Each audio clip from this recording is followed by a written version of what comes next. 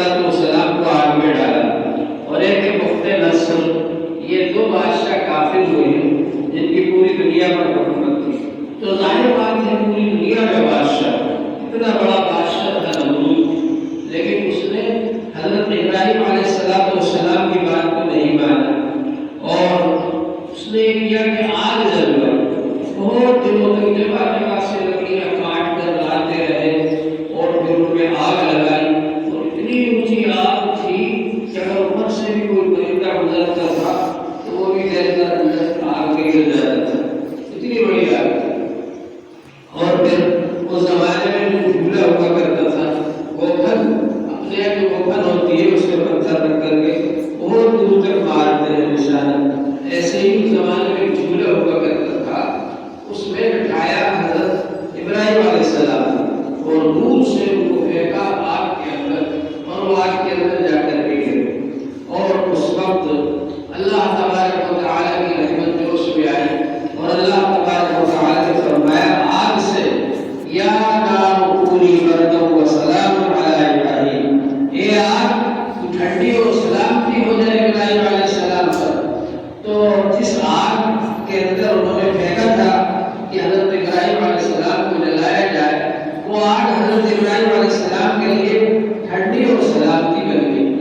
برتن کے ساتھ اللہ تعالیٰ نے سلامت بھی فرمایا، اگر صرف برتن فرما دیتے ٹھنڈی ہو جائے تو وہ برف سے بھی زیادہ ٹھنڈی ہو جائے، اس لیے سلامت بھی فرمایا کہ یہ ٹھنڈی بھی ہو جائے اور ابراہیم علیہ السلام کے لیے سلامتی ہو جائے، ان کو کوئی نقصان نہیں پہنچنا چاہیے، ان کو کوئی تکلیف نہیں پہنچنا چاہیے۔ چنانچہ وہ آگ ٹھنڈی اور سلامتی ہو گئی، اور حضرت ابراہیم علیہ السلام اس جلتی ہوئی آگ کے اندر بھی محفوظ رہے، صحیح سالم رہے۔ سب لوگ یہ دیکھ کر کے حیران ہو گئے، پریشان ہو گئے۔ بہرحال پھر حضرت ابراہیم علیہ السلام کو وہاں سے نکال دیا گیا، اس ملک سے، ملک شام سے، اور وہ وہاں پر تشریف لائے مکہ شریف۔ اللہ تبارک و تعالیٰ کا حکم ہوا کہ مکہ شریف میں اپنی بیوی کو اور بچے کو چھوڑ کر کے چلے جائیں۔ کون سا بچہ؟ جس کو بڑی تمناؤں اور دعاؤں سے مانگا تھا اللہ تعالیٰ سے، اللہ تبارک و تعالیٰ سے مانگا تھا، رب ہب لی من الصالحین، اے میرے پروردگار صالحین میں سے، نیک لوگوں میں سے ایک بچہ مجھے عطا فرما دیجیے۔ فبشرناہ بغلام حلیم، تو اللہ تعالیٰ نے ان کو خوشخبری سنائی ایک حلیم غلام کی، بردبار، برداشت کرنے والا، رحم دل، ایسا بچہ اللہ تعالیٰ نے حضرت ابراہیم علیہ السلام کو عطا فرمایا۔ ان کا نام ہے اسماعیل علیہ السلام۔ اب ابراہیم علیہ السلام کی عمر 90 سال کی ہو چکی تھی، اور یہ بڑھاپے کا سہارا تھا یہ بچہ، اور یہ اکلوتا بچہ جو کہ ان کے لیے مدد کرنے والا تھا، کام کاج میں مدد کرنے کے قابل جب وہ ہو گیا، اور اس قابل ہو گیا کہ ان کے ساتھ چل پھر سکے اور دوڑ دھوپ کر سکے اور کاروبار میں مدد کر سکے، فلما بلغ معه السعي قال يا بني إني أرى في المنام أني أذبحك فانظر ماذا ترى۔ جب بچہ چلنے پھرنے کے قابل ہو گیا، دوڑ دھوپ کے قابل ہو گیا، تو اللہ تعالی نے خواب دکھایا حضرت ابراہیم علیہ السلام کو۔ خواب میں دیکھ رہے ہیں کہ اپنے بیٹے اسماعیل علیہ السلام کو ذبح کر رہے ہیں، انہوں نے 200 قربان کر دیے۔ پھر خواب میں دیکھا کہ اپنے بیٹے اسماعیل علیہ السلام کو ذبح کر رہے ہیں، پھر 100 قربان کر دیے۔ پھر خواب میں دیکھا تو سمجھ گئے کہ اللہ تعالیٰ اسماعیل کی قربانی چاہتے ہیں، تو وہ اپنے بیٹے سے مشورہ کرتے ہیں، یا بنی انی ارى في المنام انی اذبحک فانظر ماذا ترى، اے بیٹے میں خواب میں دیکھ رہا ہوں کہ تم کو ذبح کر رہا ہوں، تو تمہاری کیا رائے ہے؟ بیٹے کی عمر اس وقت 2 سال کی تھی، اور بعض قول کے مطابق 12-13 سال کی تھی، کیا عمر ہوتی ہے اس وقت، لیکن وہ بھی آخر نبی بننے والے تھے اور نبی کے بیٹے تھے۔ تو حضرت اسماعیل علیہ السلام نے یہ جواب دیا، یا ابت افعل ما تؤمر ستجدنی ان شاء اللہ من الصابرین، اے ابا جان آپ کو جو حکم دیا جا رہا ہے آپ کرو ذریعے، इंशाअल्लाह आप मुझे सब्र करने वालों में से पाएंगे। अब लेकर के गए अपने बेटे हजरत इस्माइल अलैहिस्सलाम को मिना लेकर के गए और वहां ले जाकर के लिटा दिया। हजरत इस्माइल अलैहिस्सलाम कहते हैं कि अब्बा जान आप मेरा कुर्ता उतार कर अलग कर दीजिए, कहीं ऐसा ना हो कि कुर्ता खून में खून आलूद हो जाए और उसको देखकर मेरी वालिदा को मेरी याद आए, इसलिए आप इसको उतार कर अलग रख दीजिए। और टेबल बना हुआ है और लिटा रहे हैं। और इस्माइल अलैहिस्सलाम ने मशवरा दिया कि आप सीधा न लिटाइए बल्कि पेशानी के बल लिटाइए। कहीं ऐसा ना हो कि सीधा लिटाने में आपकी नजर मेरे चेहरे पर पड़े तो आप अल्लाह का हुक्म पूरा न कर पाए। और इब्राहिम अलैहिस्सलाम ने अपने चेहरे पर अपनी आंखों पर पट्टी भी बांधी और उसके बाद में छुरी चला रहे हैं। हजरत इस्माइल अलैहिस्सलाम के हलक में छुरी चला रहे हैं। कुरान बन गया सारी दुनिया के अंदर, फरिश्तों की दुनिया में, जिन्नात की दुनिया में, इंसानों की दुनिया में कुरान बन गया कि अल्लाह ताला ये क्या हो रहा है। नन्हा मुन्ना इस्माइल है, उनको ज़िबा कर रहे हैं उनके अब्बा जान इब्राहिम अलैहिस्सलाम। तो अल्लाह तबारक व तआला की रहमत जोश में आई और अल्लाह तबारक व तआला ने हजरत इब्राहिम अलैहिस्सलाम को हुक्म फरमाया कि दुम्बा लेकर के जाओ और इस्माइल को अलहदा कर दो और उनकी जगह पर दुम्बा रख दो। और अल्लाह तबारक व तआला ने फरमाया वनादैनाहु या इब्राहिम असद्दक़्ता रुया इन्ना कज़ालिका नज़्ज़िल मुहसिनीन।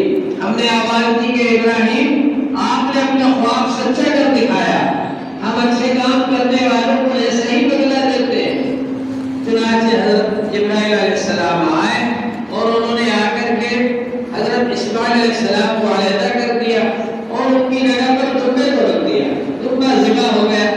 अब हजरत इब्राहिम अलैहिस्सलाम ने पट्टी खोली और देखा तो इस्माइल अलैहिस्सलाम अलग खड़े हुए हैं और दुम्बा ज़िबा किया हुआ पड़ा है। और अल्लाह ताला ने फरमाया वफ़दैनाहु बिज़िब्हिन अज़ीम, हमने एक अज़ीम शान ज़बीहा उनके फिदिये में भेज दिया। हजरत इस्माइल अलैहिस्सलाम के फिदिये में भेज दिया। और ये अल्लाह ताला ने इम्तिहान लिया। अल्लाह ताला को तो मालूम था कि हमारे खलील इब्राहिम अलैहिस्सलाम के दिल में हमारी मोहब्बत कितनी है। अल्लाह ताला को तो मालूम था, लेकिन सारी दुनिया के सामने जाहिर करना चाहते थे कि सारी दुनिया को पता चल जाए कि इब्राहिम अलैहिस्सलाम के दिल में अपने घर वालों से भी ज्यादा और अपने वतन से भी ज्यादा और अपने बेटे से भी ज्यादा अल्लाह ताला की मोहब्बत। घर छोड़ा, वतन छोड़ा और उसके बाद में अपने बेटे को भी अल्लाह के लिए ज़िबा करने के लिए तैयार हो गए और उनके हलक पर भी छुरी चला दी। लेकिन अल्लाह ताला को मंजूर नहीं था कि इस्माइल अलैहिस्सलाम को ज़िबा किया जाए। अल्लाह ताला तो सारी दुनिया को दिखलाना चाहते थे कि हमारे खलील, हमारे दोस्त इब्राहिम अलैहिस्सलाम के दिल में हमारी मोहब्बत कितनी ज्यादा है, ये दिखलाना चाहते थे। ये खालिक और मखलूक की मोहब्बतों का इम्तिहान था। ये इस बात का इम्तिहान था कि अल्लाह की मोहब्बत सबसे ज्यादा है। वल्लज़ीना आमनू अशद्दु हुब्बन लिल्लाह, ईमान वाले सबसे ज्यादा मोहब्बत अल्लाह ताला की रखते हैं अपने दिल के अंदर। ये दिखलाना चाहते थे अल्लाह ताला कि हमारी मोहब्बत सबसे ज्यादा इब्राहिम अलैहिस्सलाम के दिल में है, अपने बेटे से भी ज्यादा है। बहरहाल हजरत इब्राहिम अलैहिस्सलाम ने इस इम्तिहान में कामयाबी हासिल कर ली। इस्माइल अलैहिस्सलाम ने इस इम्तिहान में कामयाबी हासिल करी। बीच में शैतान ने 2-3 जगह बहकाना भी चाहा, लेकिन इब्राहिम अलैहिस्सलाम ने उसको कंकर मारे शैतान को और आगे बढ़ गए और वो गायब हो गया। वो उसके प्लान में कामयाब नहीं हुआ कि इब्राहिम अलैहिस्सलाम को कुर्बानी से रोक दिया जाए और बात रखा जाए। वो उसके प्लान में कामयाब नहीं हुआ और अल्लाह तबारक व तआला ने हज़रत इब्राहिम अलैहिस्सलाम को उनके अज़्म और इरादे में और उनके अमल में कामयाब करके दिखा दिया और इस इम्तिहान के अंदर कामयाब करके दिखा दिया कि इस्माइल अलैहिस्सलाम को कुर्बान करने के लिए तैयार हो गए और ज़िबा करने के लिए लिटा दिया और उनके हलक पर छुरी चला दी। लेकिन अल्लाह ताला को मंजूर नहीं था। अल्लाह तबारक व तआला ने छुरी को फरमाया कि ज़िबा मत करना। छुरी ज़िबा नहीं कर सकी और जिब्राइल अलैहिस्सलाम को हुक्म फरमाया کہ وہ ایک دمبا لے کر جائیں اور اس دمبے کو رکھ دیں اور اسماعیل علیہ السلام کو علیحدہ کر دیں. اس دمبے کو اللہ تعالیٰ نے ذبح عظیم فرمایا. تو فدیناہ بذبح عظیم، ہم نے ان کے فدیے میں ایک عظیم الشان ذبیحہ عطا فرما دیا. اور اللہ تبارک و تعالیٰ نے ہمیشہ ہمیشہ کے لیے ہم جیسے کمزور ایمان والوں کے لیے یہ طریقہ جاری کر دیا کہ جانور کو ذبح کریں گے اور جان کا فدیہ ہو جائے گا. یہ اللہ تبارک و تعالیٰ نے ہمارے لیے آسانی کر دی. وَتَرَكْنَا عَلَيْهِ فِي الْآخِرِينَ، بعد والوں کے لیے حضرت ابراہیم علیہ السلام کی یادگار کے طور پر اللہ تعالیٰ نے اس طریقے کو جاری فرما دیا کہ اب تم لوگ جانور کو ذبح کرو گے اور جان کا فدیہ ہو جائے گا. یہ طریقہ اللہ تبارک و تعالیٰ نے جاری فرما دیا. چنانچہ حضور پاک صلی اللہ علیہ وآلہ وسلم سے پوچھا صحابہ کرام نے کہ ما هذه الاضاحی یا رسول اللہ، اللہ کے رسول صلی اللہ علیہ وآلہ وسلم یہ قربانیاں کیا ہیں؟ تو حضور پاک صلی اللہ علیہ وآلہ وسلم نے فرمایا سنت ابیکم ابراہیم، تمہارے ابا جان ابراہیم علیہ السلام کا طریقہ ہے، ان کی یادگار ہے. صحابہ کرام نے پوچھا فما لنا فیہا یا رسول اللہ، ہمارے لیے اس میں کتنا اجر و ثواب ہے؟ تو حضور پاک صلی اللہ علیہ وآلہ وسلم نے جواب دیا بِكُلِّ شَعْرَةٍ حَسَنَةٍ، ہر بال کے بدلے میں ایک نیکی کا ثواب. قربانی کے جانور میں کتنے بال ہوتے ہم لوگ گن بھی نہیں سکتے، بے شمار نیکیاں ملتی ہیں قربانی کرنے والوں. صحابہ کرام کو اللہ تعالیٰ جزائے خیر عطا فرمائے. ایک ایک بات پوچھ کر کے گئے. چنانچہ انہوں نے پوچھا وفی السوق یا رسول اللہ، جن جانوروں کے اندر اون ہوتا ہے ان کے بارے میں آپ کیا فرماتے ہیں؟ تو حضور پاک صلی اللہ علیہ وآلہ وسلم نے فرمایا وفی السوق بِكُلِّ شَعْرَةٍ حَسَنَةٍ، اون میں بھی ہر ہوئے کے بدلے میں ایک نیکی کا ثواب ہے. اللہ تعالیٰ شانوں کے خزانے میں کوئی کمی نہیں، لینے والے ہونا چاہیے. تو اللہ تبارک و تعالیٰ نے ہم لوگوں کو یہ موقع عطا فرمایا قربانی کا، تو ہم کو خوشدلی کے ساتھ میں قربانی کرنا چاہیے.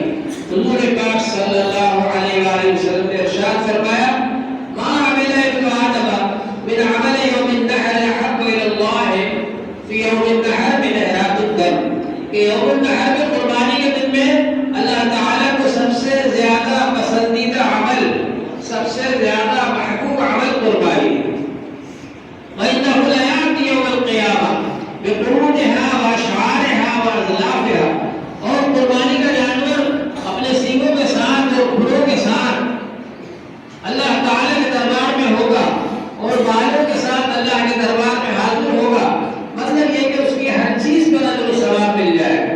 یہ کھر ہے، بال ہے، سینگ ہے، یہ ایسی چیز ہے اس کو ہم بیکار سمجھ کر پھینک دیتے ہیں، چھوڑ دیتے ہیں. اس پر بھی اجر و ثواب ملے گا اللہ تعالیٰ کے یہاں، تو پھر گوشت پر کیوں نہیں ملے گا؟ ہر چیز پر اجر و ثواب ملے گا اللہ تعالیٰ کے دربار میں.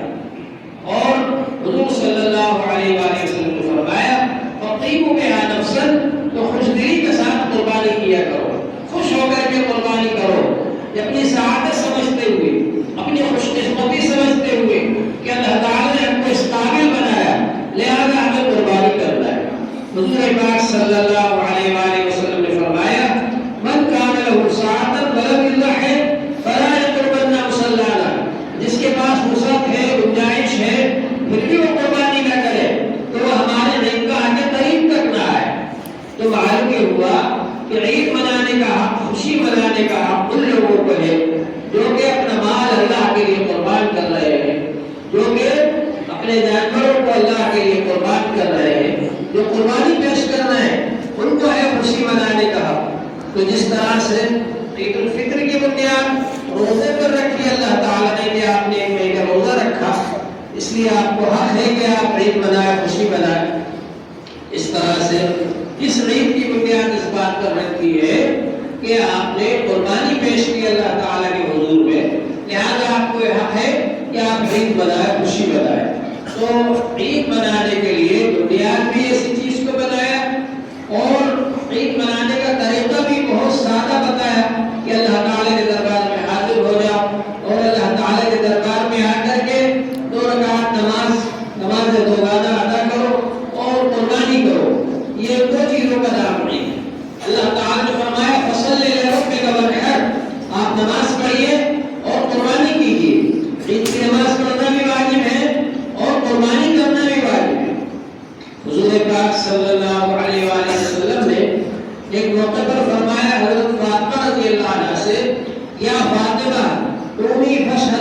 يدك فإنه يغفر لك بأول البقرة من دمها كل ذنب. اے فاطمہ آؤ قربانی کے جانور کے پاس کھڑی ہو جاؤ، اس لیے کہ قربانی کے جانور کا پہلا قطرہ زمین پر گرتے ہی تمہارے سارے گناہوں کی مغفرت کر دی جائے گی. تو معلوم ہوا کہ قربانی کا قطرہ زمین پر گرتا ہے، اللہ تبارک و تعالی قربانی کرنے والے کے گناہوں کی مغفرت فرما دیتے ہیں. اچھا یہ ہے کہ خود قربانی کرے، اپنے ہاتھ سے ذبح کرے، اور اگر اپنے ہاتھ سے ذبح نہ کرے تو جب ذبح کیا جا رہا ہے اس وقت آ کر وہاں کھڑے ہو جائے، تاکہ ہمارے دل کے اندر جو اس مال کی محبت ہے، اس جانور کی محبت ہے، اس کو قربان کیا جائے. اصل تو اس محبت کو قربان کرانا ہے جو کہ اس سے ہم کو محبت ہو گئی.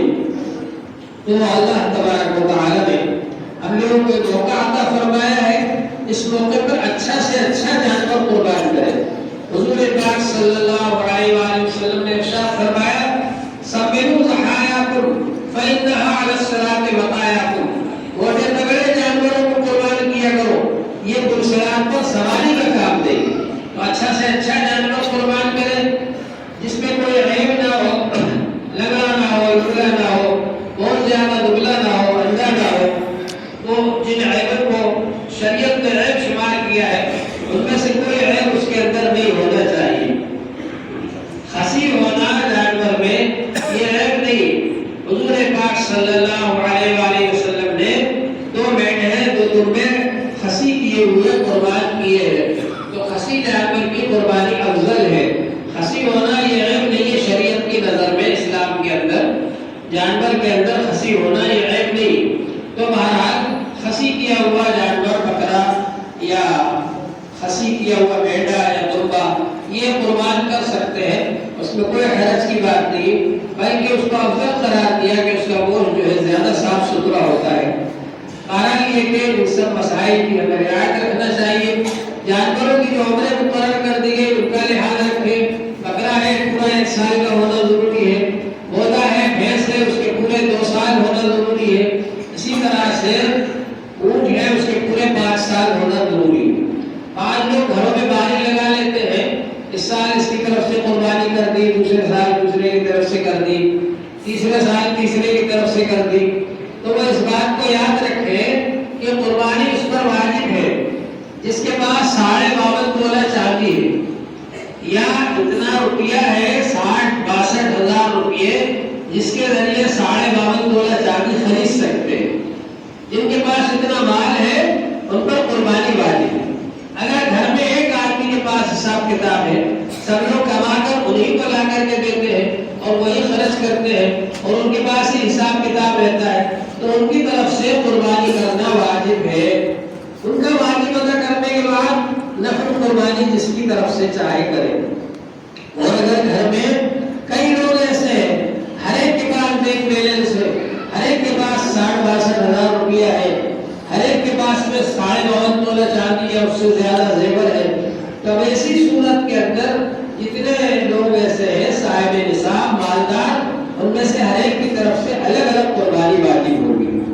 آئے کر سکتے ہیں کہ ان کی طرف سے حصہ لے لے قربانی ادا ہو جائے گی، لیکن بہرحال ان میں سے ہر ایک کی طرف سے قربانی کرنا ضروری ہوگی. تو ان مسائل کا ہمیں لحاظ رکھنا چاہیے.